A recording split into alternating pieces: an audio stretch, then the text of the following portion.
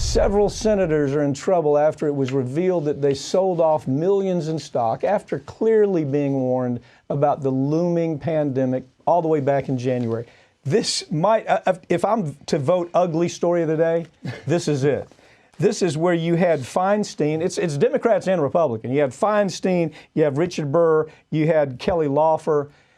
Pick it up from there, and we'll fill this in. Yeah, Inhofe is in there too. Yeah. But it's really disgusting because all of these senators were sitting there in that meeting back in January. The public didn't even know this thing existed back then.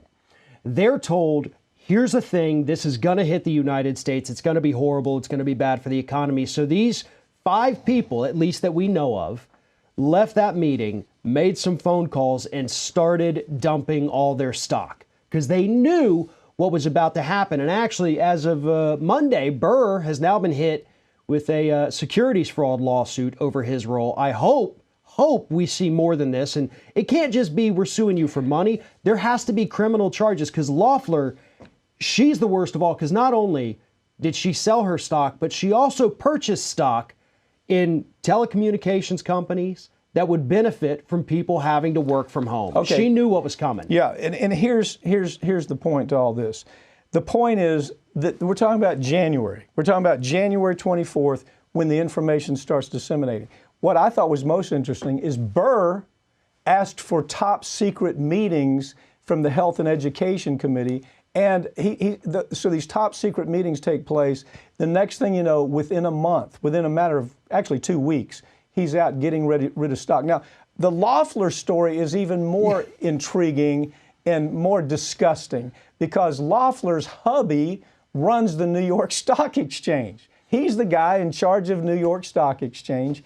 And so she says, well, gee whiz, he didn't have anything to do with this. I didn't have anything to do with selling any of this. This was our advisor, our financial advisor. No, it's just not sellable, is it? No, absolutely not. It's very clear what happened. She, the richest member of the Senate, by the way, over $500 million in net worth, probably goes home or even after the meeting makes a call to Jeff Sprecher, who is the CEO of the Intercontinental Exchange, which owns the New York Stock Exchange, and says, listen, bad things on the horizon. So in this same time frame where she's dumping stock and Burr and Feinstein are dumping stock, Sprecher starts dumping stock. Millions of dollars worth of stocks. $15 million. Right. And so he saves money. He saves the ICE, Intercontinental Exchange, money. Mm-hmm. And there is no way that he just has such good timing that he knew to do that. No, his wife was on the committee. She was warned. This is full-blown criminal activity at the head of the New York Stock Exchange. Yeah. So right now, you say, well, they're under investigation. How about Feinstein? Don't forget Feinstein. Right. Understand, Feinstein goes, if you'll remember, we did stories on Feinstein all the way back to the Iraq War. Remember the conflict hubby had? Yep. And she's making decisions that are putting billions of dollars in hubby's companies. And so at some point, don't you say, okay, you got to perp walk them.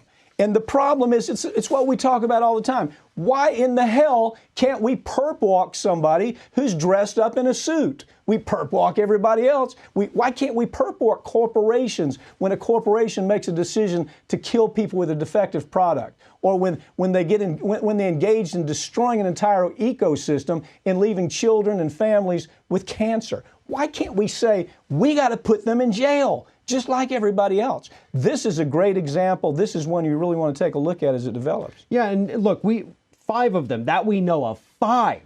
And this story is still developing. I have no doubt as this goes further, we're going to find a lot more of them. Yeah. And again, these are only 5 in the Senate. God only knows what's happened in the House of Representatives. Once their financial statements come out, we'll be able to take a look. And the good folks at, ProPublica, who did a great job with this, Daily Beast did a good job with it. They're going to look into this, and we will have more names, and we'll talk about them here. And the trick is to don't be tribal about it. Put on blinders. If it's Democrat, then fine.